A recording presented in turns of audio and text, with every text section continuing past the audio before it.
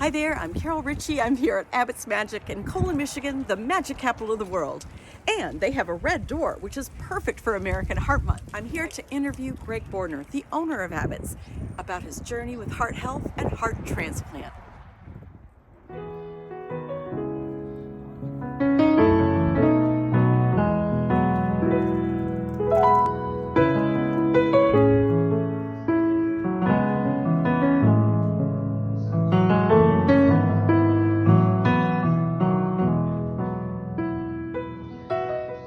I am so happy to be here with you, Greg, today. And number one, I love your red shirt. Go red!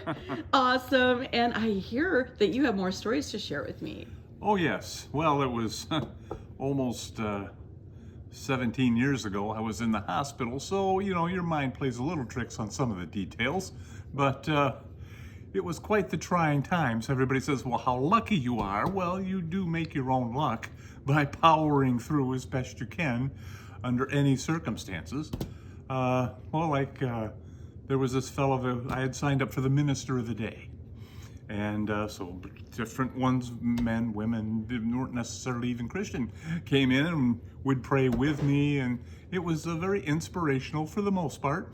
And then one time this guy comes in and he kind of looked like a Boy Scout. He had like epaulets on his jacket. And, he walked in the room and I was completely intubated. And he kind of did a, take and said, "How can you live like that? Haven't you considered suicide?" And I thought, well, one, that's not very uplifting. I'm really sorry you showed up. But then I thought about it and said, well, yes, I have considered that, but my family would be heartbroken if that should happen. They would consider themselves at fault for me making a bad decision.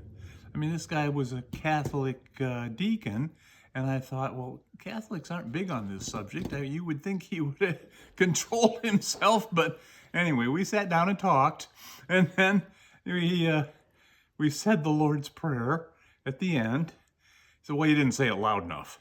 And I was like, oh, can I put an X on this guy for visiting me again? But anyway, and then about a year later, I come back to the hospital, and he was on the wall with his picture as Employee of the Month. So I guess my opinion doesn't necessarily count with theirs. But that's just life. It goes on. Anyway, and another story. Biopsies are kind of interesting. When you get a heart transplant, they put a tube here in, I believe it's the carotid artery, and it goes down into your heart. Then they have this little wire with little pinchers on the end, and that goes down into the tube and takes pieces of your heart. And they bring them back and put them on the tray, and you can actually still see them bounce there, beating, because they just came from the heart and they're still working. And then they send that to the lab to check for rejection or infection. So it really doesn't hurt. It's just, awkward. And you lay there and they do that. And I had a number of them. At first it was almost daily, and then weekly, and then monthly, and then it went to yearly. And so I had a number of them. And then this one doctor, Pisani, I thought she was kind of a beautiful woman, but she was a no-nonsense person. I mean, there was no messing around.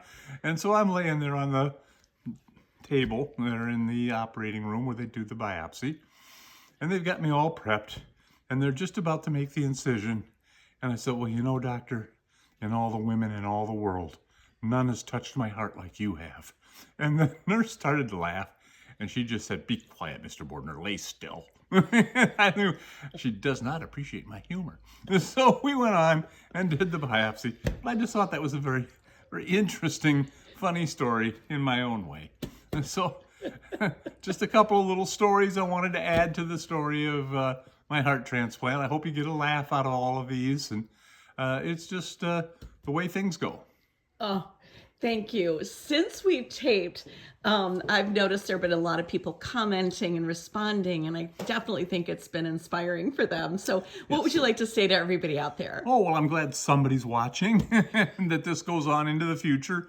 And if anybody can get any help from this, that's the whole purpose of doing this, is to try to help others. If, caring is sharing, that kind of a thing, read sometimes to my 4-year-old who doesn't want to share. And so I just thought I could share a little story or two about life's travails and to try to make the best of a bad situation.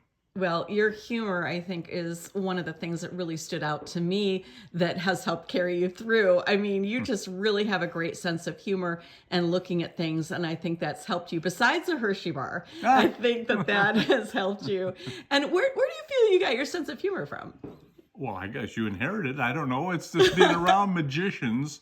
Actually, I kind of trained myself early not to laugh when people were telling obvious funny jokes. I'd say, now if I can keep a straight face. So I've really been very dry and reserved in my humor all my life. Oh, yep, there you go. But when you share, you just share your stories and share your gifts in so many ways. We appreciate you so much. And if you have any more stories, I'm always willing to listen. Well, thank you. Maybe in the future, some will come to me. Yes. Sounds great. Thank you, Greg. Oh, you're very welcome.